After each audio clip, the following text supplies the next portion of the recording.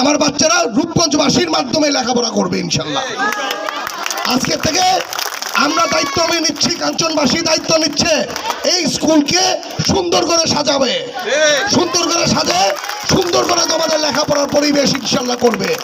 রূপগঞ্জে এত বড় জমি দেওয়া স্কুল কলেজ কিন্তু খুব কম আছে। এইখানে দেখো এই মাথা থেকে ওই মাথা দেখা যায় না, দেখো তো একটু, আবার ওই মাথায় কিছু জিনিস দেখা যায়।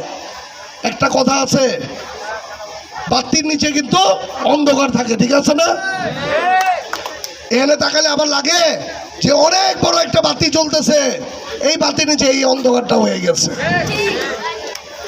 এমন বাতি আমরা চাই না রূপগঞ্জবাসী, যেই বাতির নিচে অন্ধকার থাকবে এমন বাতি আমরা চাই না। আমাদের কথা হলো বাতিও চলবে, স্কুলও চলবে ইনশাল্লাহ।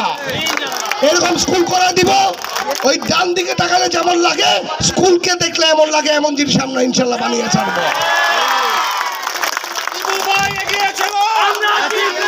পলিটিক্যাল কোনো স্লোগান না, বাচ্চাদের সাথে আজকে এই স্কুলটাকে আবার সুন্দর করে সাজানোর জন্য শুধু বাউন্ডারি ওয়াল, গেট আর এইটা শুধু করব না।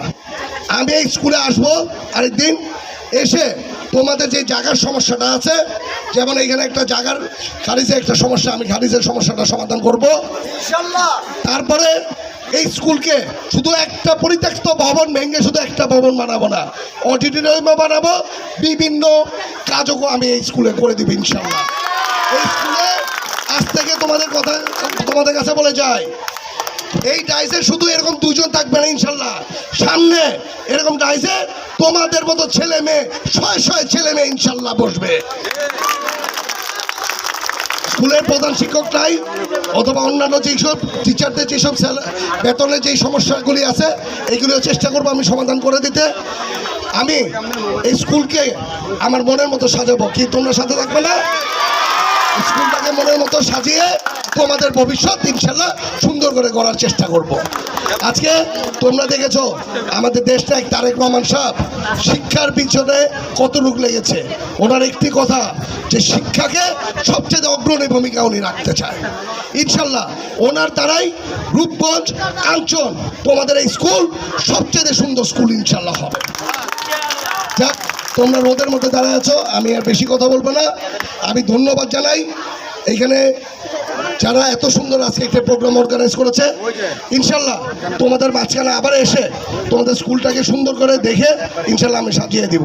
এখানে শুধু ল্যাব অথবা ছোট ছোট জিনিসের আমি কথা যেতে চাই না, টোটাল স্কুলটাকে সাজাতে চাই, ঠিক আছে? আরেকটা কথা আমি তোমাদের কাছে বলে গেছিলাম, তোমাদের কাছে কিছু সরঞ্জাম দেওয়ার কথা ছিল, ফুটবল অথবা কিছু, তোমাদের খেয়াল আছে? রাস্তার মধ্যে দাঁড়ায় বলছিলাম, আমি বলে গেছিলাম আমার জিনিসটা কিনেছিলাম, আমার ছেলে তখন দেশের বাইরে চলে যাবো, তারা আসতে পারে না, ওরা বোধহয় 10-12 দিন পরে আসবে দেশে। আমি চাচ্ছি ওদের হাত দিয়ে দিতে, কি 10-12 দিন অপেক্ষা করতে পারবা? তাহলে আমার ছেলে এসে তোমাদের কাছে বুঝাই দিবে ইনশাল্লাহ।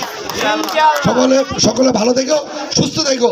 এইখান থেকে আমি চাই রূপগঞ্জে সামনের দিকে আগানোর মতো ছেলে মেয়েকে আমি চাই। তোমাদের দিয়ে এই রূপগঞ্জকে সোনার রূপগঞ্জ ইনশাল্লাহ বানাবো, স্বপ্নের রূপগঞ্জ ইনশাল্লাহ তোমাদেরকে দিয়ে বানাবো। ধন্যবাদ জানাই কাঞ্চন বিএনপি ও পৌর বিএনপির যারা নেতৃবৃন্দ, যারা এত সুন্দর অর্গানাইজ করেছে। আমি ধন্যবাদ জানাই আমার রূপগঞ্জ থানা বিএনপির অঙ্গ সংগঠনের নেতৃবৃন্দ যারা এখানে কষ্ট করে এসেছে। আমি ধন্যবাদ জানাই কাঞ্চনবাসীকে, আমি ধন্যবাদ জানাই তোমাদেরকে যে তোমরা এত কষ্ট করে দাঁড়িয়ে আছো। খোদা হাফেজ, বাংলাদেশ জিন্দাবাদ, আল্লাহ হাফেজ।